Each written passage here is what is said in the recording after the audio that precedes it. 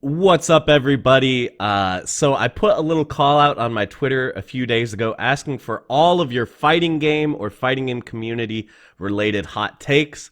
And today I'm going to be kind of responding to them, starting sort of the conversation around them, and giving you guys my thoughts on what I think about your unpopular opinions.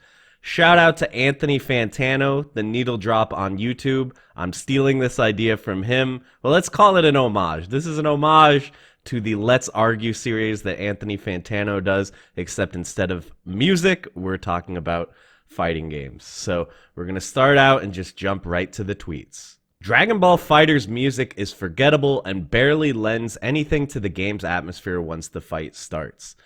This might get me some flack, but I'm going to go ahead and agree with this one. I think the music is one of the least interesting parts of Dragon Ball Fighters presentation. The graphics are obviously incredible, but I think the music kind of lets it down a little bit. At least the stock music that comes with the game. I don't think you should have to buy DLC to get enjoyable music in your game. Crillon is only low tier because of his assist. If he had Solar Flare or Beam, he'd be 12 million times better. I do think that Crillon would be decently better if he had a good assist, but I think like if you just gave Crillon a Beam assist overnight, I think he would be like mid tier. I think he would not be like better than like Goku Black. I think even though, you know, people rag on Goku Black for not having mix-ups, he's definitely a better point character than Crillon, and his assist is a lot better. So I do think having a good assist would maybe propel Crillon to like lower mid tier. I think he needs a lot more if he's going to be an actual really good character. Marvel 3 DHC system better than 2. Ooh, this one really gets me riled up. In case you guys don't know, in Marvel 2, if you DHC, the equivalent of what in Dragon Ball Fighters is called a Z change, you go from your first character super to your second character super. What happens in Marvel 2 is the first character jumps to the back of the line, and then the second and third character are moved up to the first and second slot. Whereas in Marvel 3, and this is also how it works in Dragon Ball Fighters, if you DHC from the first character to the second character, they just switch places. So this is kind of controversial.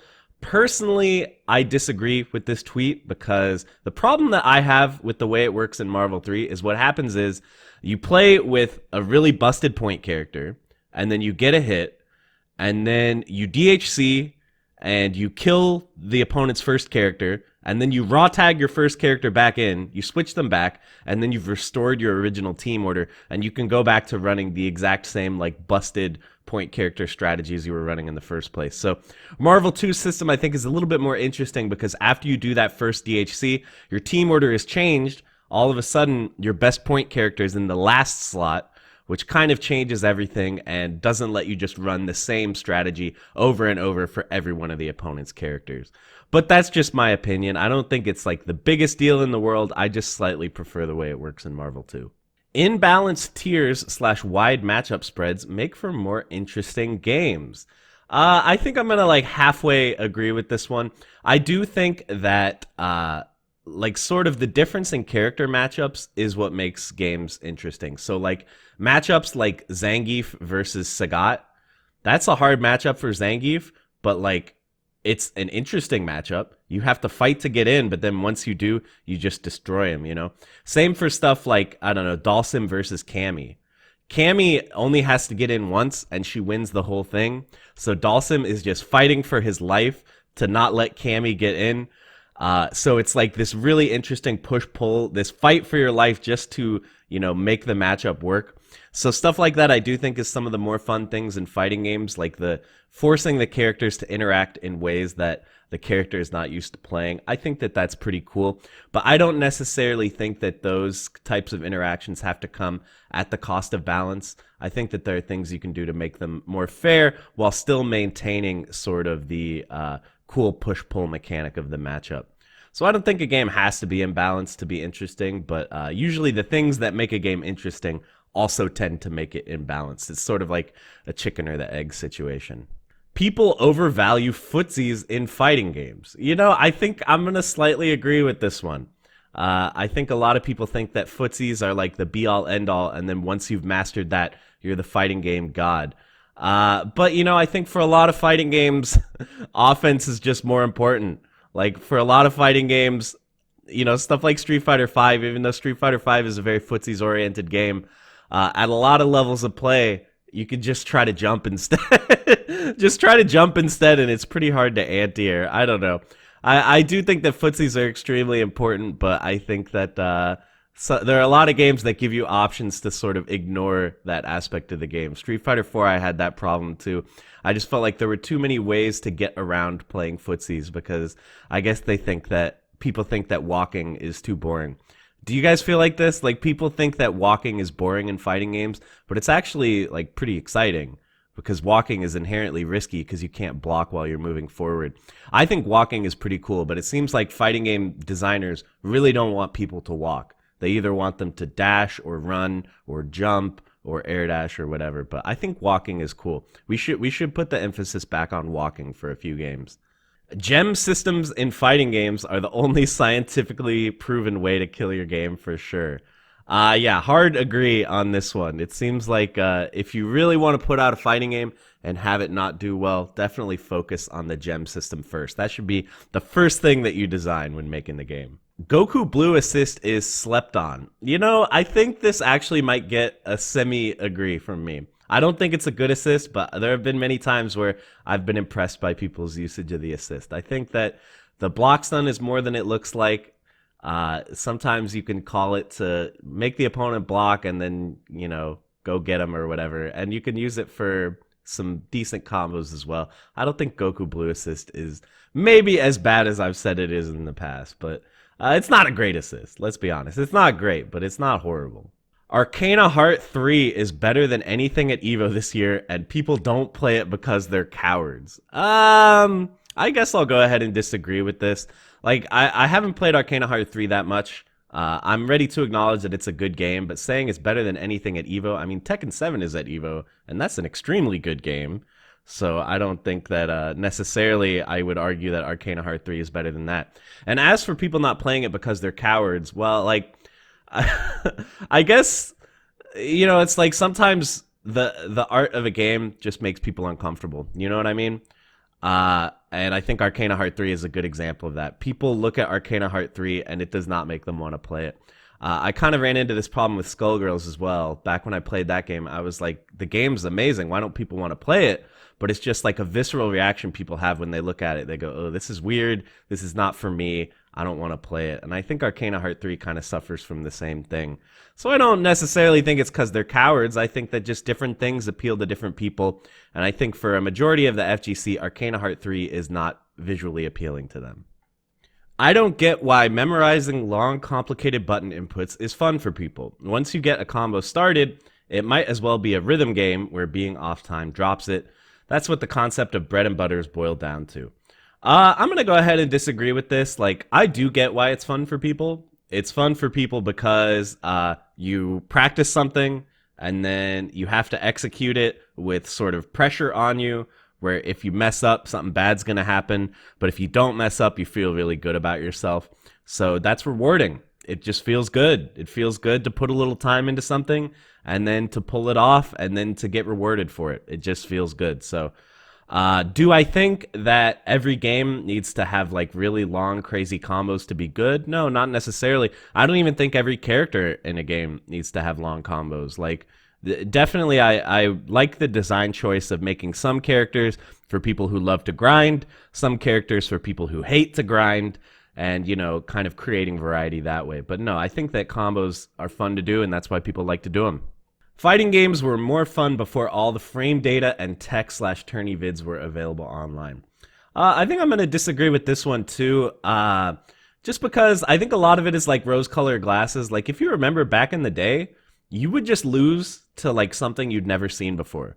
You would just like go and you would lose to like a tick throw, and you'd never seen a tick throw before, like in Street Fighter 2, and you'd just lose to it and not know how to deal with it.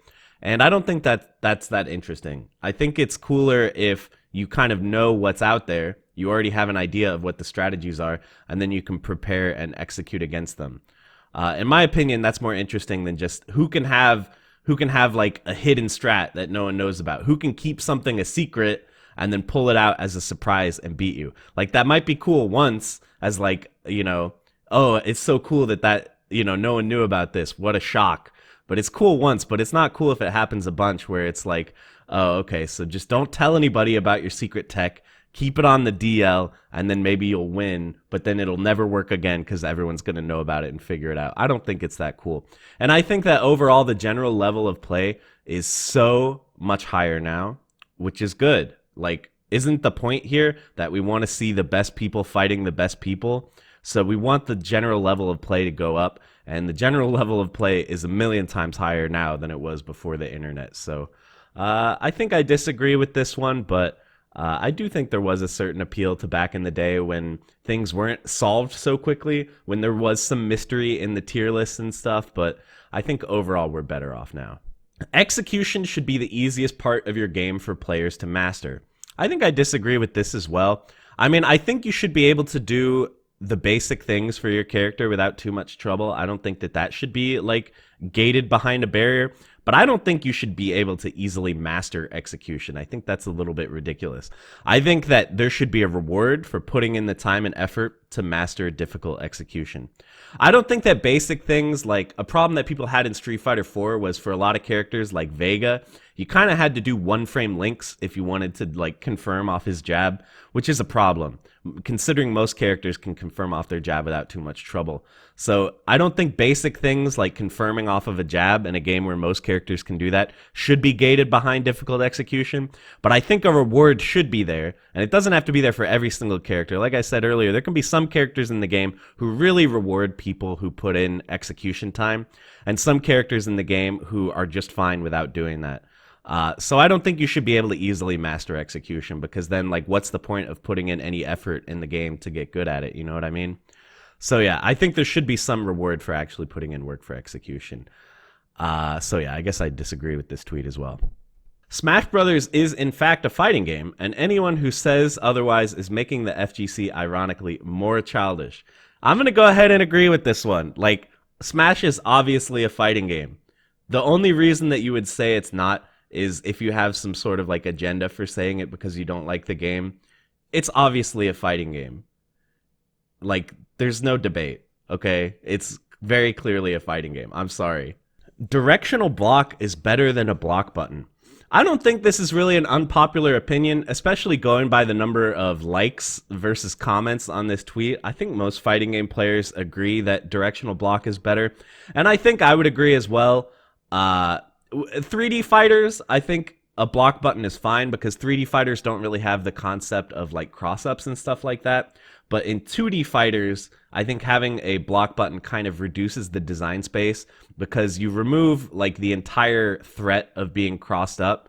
I just don't think it's as interesting. And I also feel like in 2D fighters, having a block button makes you feel a lot more glued to the ground because you can't walk backwards and block at the same time. So yeah, I think I would agree. I prefer directional block just in general. Simplifying a game's mechanics is almost never a good step forward for a series. Case in point, Street Fighter V. I don't think I necessarily agree with this. I do think that Street Fighter V definitely went too far. I think stuff like removing, removing different normals for when you neutral jump versus forward jump, removing close range normals, stuff like that, they drastically reduce the number of options you have in Street Fighter V compared to earlier Street Fighter games, and I think that removed a lot of interest from the game. But I don't think that simplifying a game is always a problem. Sometimes games just get too complicated because mechanics have been added over the course of different sequels in the series, and it's become too much, and new players can't get into it. Like, Tekken 7 is simplified compared to Tekken Tag Tournament 2, and I think the game is better off for it, and I think it was a lot better experience for people to pick the game up, and now that game is insanely popular, like the most popular Tekken game ever, probably, at least since the old PS1 days. So yeah, that worked out well, and I would say Street Fighter 4 worked out well, too. Street Fighter 4, I feel like, was pretty simplified, and that game was extremely popular as well. So I think it can definitely work. I just think Street Fighter V was an example where they kind of went too far. The combo structure in Fighters absolutely blows.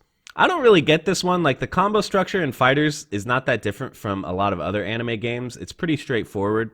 Now, if what you're trying to say is the fact that for most characters, the best combo to do is the same combo, I do disagree, or I do agree that that's a problem. Like the fact that a basic bread and butter for most characters is pretty much identical, provided that you don't use an assist or you don't do like something that can only be done in the corner. I do think that's a problem, and it makes the game a lot more boring.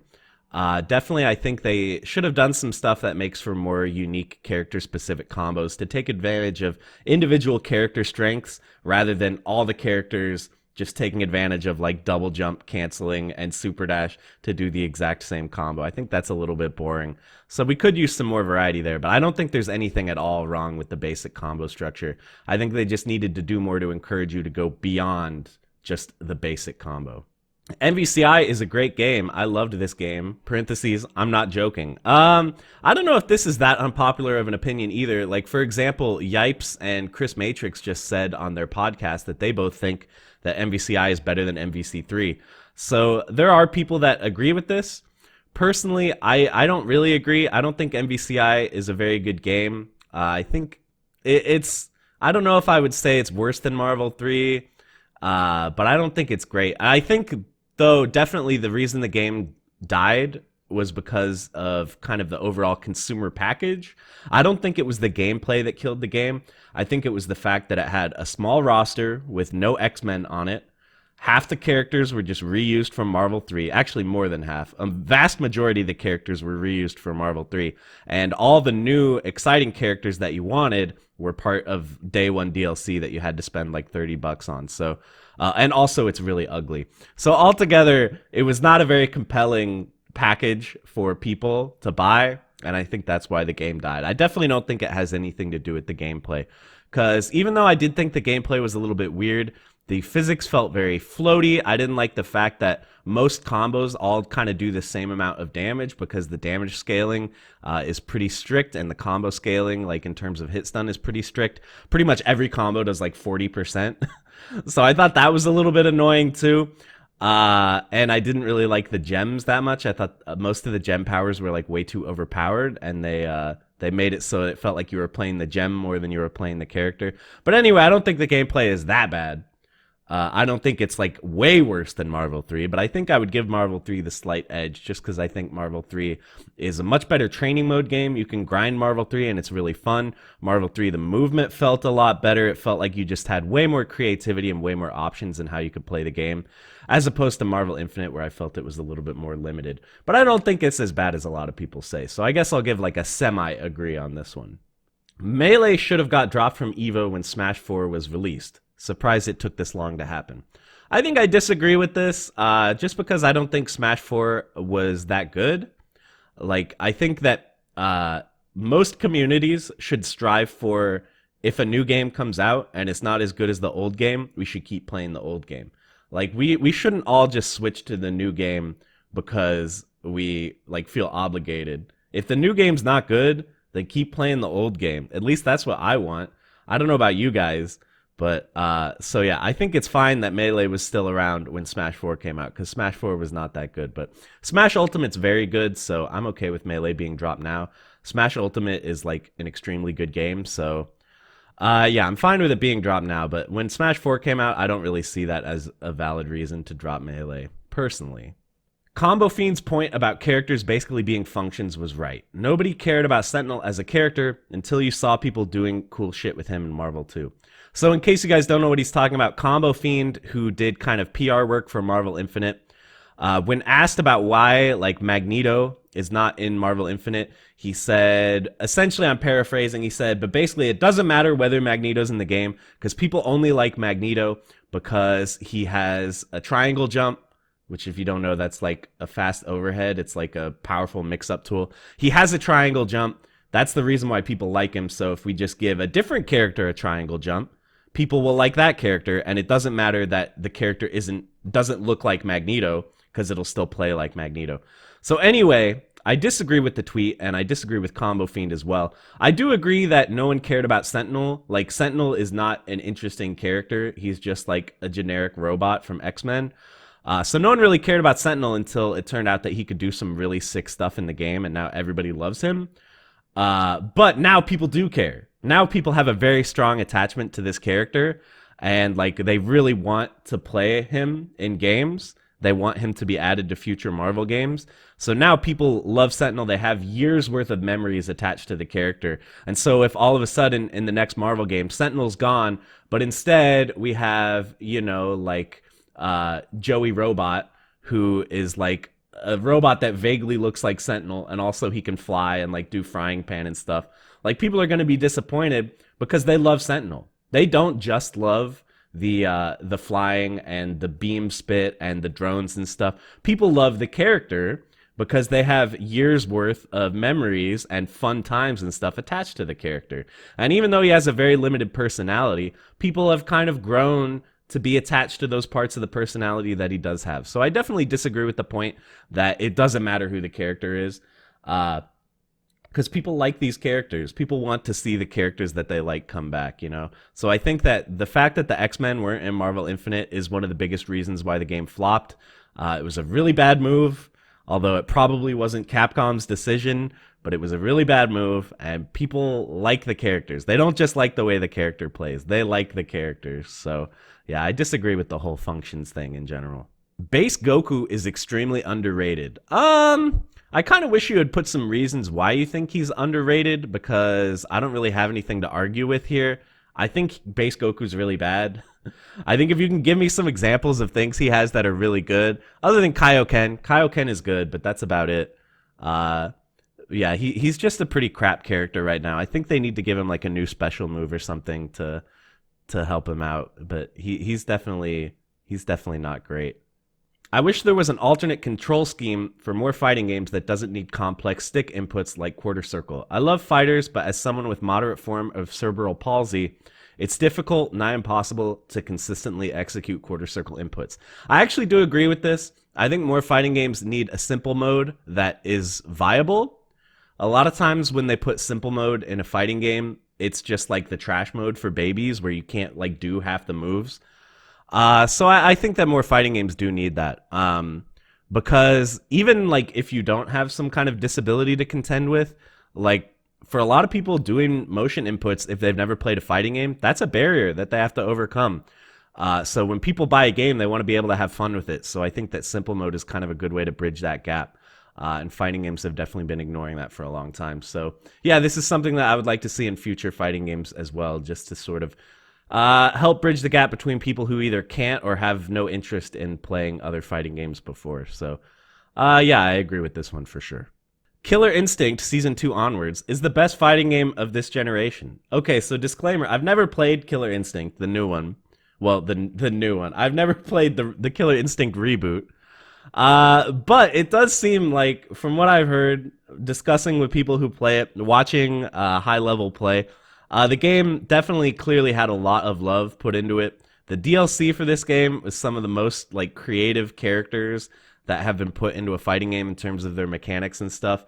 So definitely this game was really slept on. I think it suffered a lot by being Xbox One exclusive for a long time. That was like pretty much killing the game right out of the gate. By the time it came to PC, I think a lot of people had lost interest, but it would be really cool if this game got like a reboot or something, some kind of re-release to be more accessible and remind people that it exists, because I think this game does kind of need a second chance.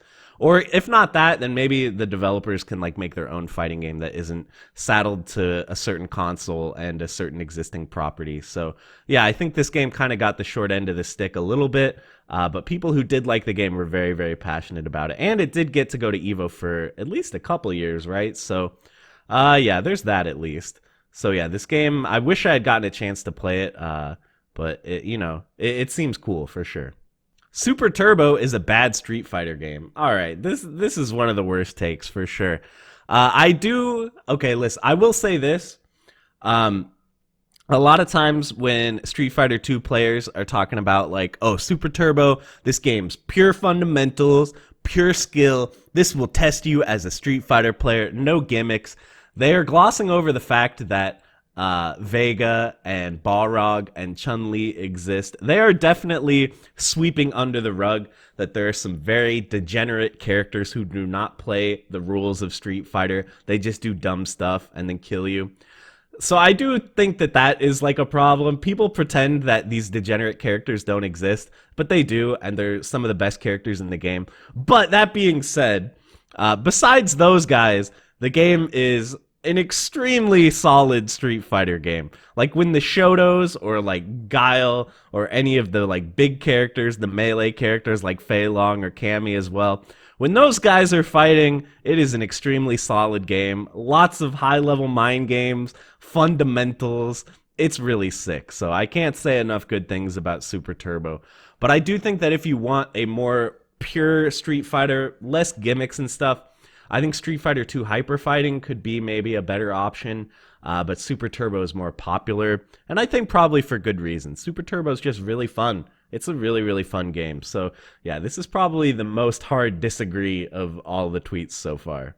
NRS games are so ugly and unfun to watch that I don't know why people like them. I guess I'll give like a half agree here. I do think the NRS games are extremely ugly. Like, obviously, the graphics are really high fidelity, and the cutscenes are like really, really well put together. But for some reason, after all this time, the in-game fight animations are still so bad. They're horrific. Like, when you watch someone do like a crouch kick or whatever in Injustice or in MK, like what are they doing? And they're like punching and they're like not putting any force into it. It looks absolutely terrible. The in-game fight animations, like, it's been how long since MK9? I just don't understand why it still looks this bad. And I know everyone's going to tell me like, well, that's just the legacy. That's just the way it's supposed to look because it's an MK or an NRS game. That's just their style. I'm like, well, their style is ugly. I'm sorry. The style is ugly. I wish they would fix it, but at this point, I know they're not going to. It's been way too long of looking at these horrible animations, so I guess we're just stuck with it for a while. But yeah, it bums me out. But I do think the games are fun to watch at high level. The match play is pretty exciting to watch. I just personally think the in-game animations are horrible. Android 17 is not bottom tier. This one... I don't really want to give like a half agree. I'll give like a 10% agree. I think 17 has some potential. I think he's underexplored. I think maybe someday it'll turn out that we were missing something big for the character, kind of like we were with Piccolo for a long time, or Gotenks to a lesser extent. It could turn out he has some stuff, but he seems really bad, and he's underexplored, so people are just kind of assuming he's bad. But all it takes is one person to really like discover all the hot tech and optimize the character, and then maybe it turns out he won't be so bad. But for now, he definitely seems really bad, and I'm waiting to be proven otherwise. And guys, I can't believe it, but that's it for all of the hot takes. So we got through them all. That was really fun. I think I might end up doing this again. We'll have to see, or maybe I'll do the Let's Agree and have people post their acceptable non-controversial opinions that we can all agree with. I don't know. I haven't decided, but anyway, thank you everyone who sent in your unpopular opinions and hot takes. I had a great time responding to all of them, and thank you to you for getting through this whole video. I know this was kind of a long one, so that's going to be it, guys. Make sure you hit that like and that sub button if you enjoyed what you saw, and you can click the links over there on screen to go to more videos from me. So that's going to be it. Thank you so much for watching, and I will see you in the next one.